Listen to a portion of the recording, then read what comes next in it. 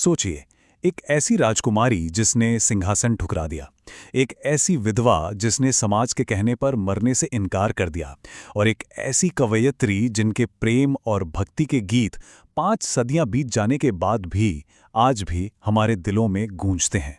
हम बात कर रहे हैं मीराबाई की, इतिहास की उन चंद सबसे दिलचस्प शख्सियतों में से एक, जिन्होंने अपनी आस्था और भक्ति के लिए अपने समय के हर नियम, हर परंपरा को चुनौती दे डाली।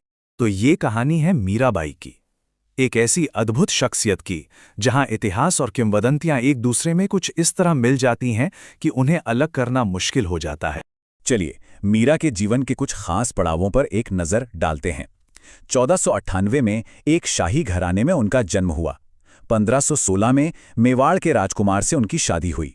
लेकिन देखिए, कुछ ही सालों में 1521 तक वो विधवा हो गई, और फिर 1527 आते आते युद्ध ने उनसे उनके पिता और ससुर को भी छीन लिया, और आखिर में 1547 में उनका अंत भी एक रहस्य बन गया।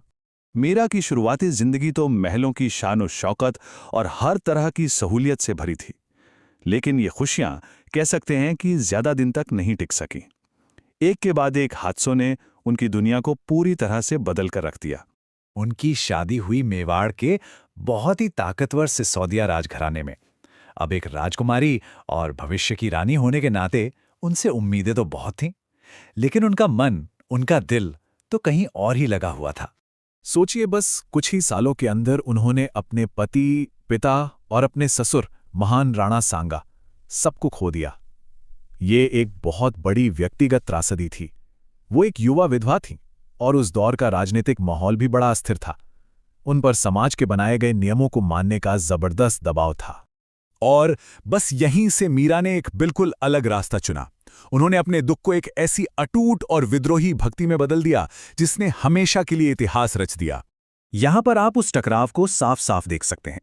एक तरफ थीं शाही उम्मीदें जो कहती थीं कि पति की मृत्यु के बाद उन्हें सती हो जाना चाहिए, लेकिन मीरा ने मरने से इनकार कर दिया और कृष्ण को अपना सच्चा पति घोषित कर दिया।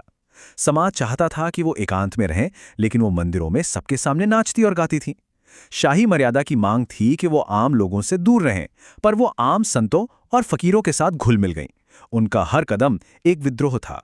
अब ये जो कहानियां हैं, जहर का प्याला जिसका असर नहीं हुआ, सांप की टोकरी जो हार बन गई, ये बहुत मशहूर हैं।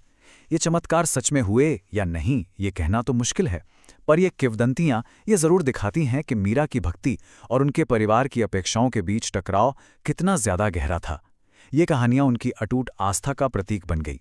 लेकिन उनका जो सबसे बड़ा विद्रोह था, वो किसी तलवार से नहीं, बल्कि उनकी कविता और उनके संगीत से हुआ। और यही आज उनकी सबसे बड़ी विरासत है। मीरा ने अनगिनत भजन लिखे जो आज भी पूरे भारत में गाए जाते हैं।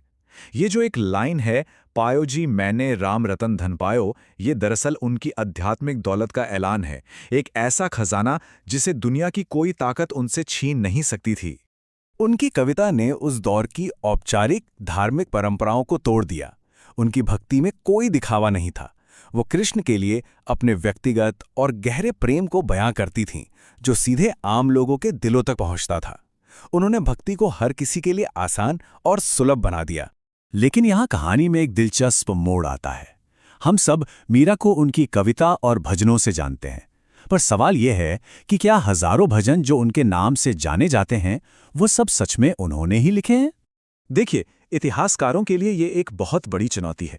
ऐसा इसलिए क्योंकि मीरा के जीवन काल की लिखी हुई कोई भी पांडुलिपि यानी मैन्युस्क्रिप्ट आज हमारे पास नहीं है। जो सबसे पुराने लिखित रिकॉर्ड मिलते भी हैं, वो उनकी मृत्यु के करीब 150 साल बाद के हैं। इसका मतलब ये हुआ कि उनकी असली ऐतिहासिक आवाज भी उनके जीवन की तरह ही काफी रहस्यमयी है। और ये रहस्य हमें उनके जीवन के अंतिम अध्याय तक ले आता है, जो उनकी कविता की तरह ही किंवदंतियों में डूबा हुआ है। कहा जाता है कि 1547 में द्वारका के मंदिर में मीराबाई चमत्कारिक रूप से कृष्ण की मूर्ति में विलीन हो गईं, मतलब उसी में समा गईं। अब इतिहासकार तो इस चमत्कार की पुष्टि नहीं कर सकते, लेकिन ये कहानी उनकी पूरी आध्यात्मिक यात्रा का एक बहुत ही शक्तिशाली प्रतीक है। ये उनके जीवन का एक तार्किक अंत था कि वो आखिर में अपने प्रिय कृष्ण के साथ एक हो गई। तो जब हम इतिहास और किंवदंती के इस संगम को देखते हैं, तो आज मीराबाई किसका प्रतीक हैं? वो हर मुश्किल के सामने निडर, भक्ति और आध्यात्मिक सच्चाई पर टिके रहने का एक अमर प्रतीक हैं। वो हमें याद दिलाती हैं कि सच्ची आस्था किसी भी सांसारिक सत्ता या बंधन से कहीं ज्यादा बड़ी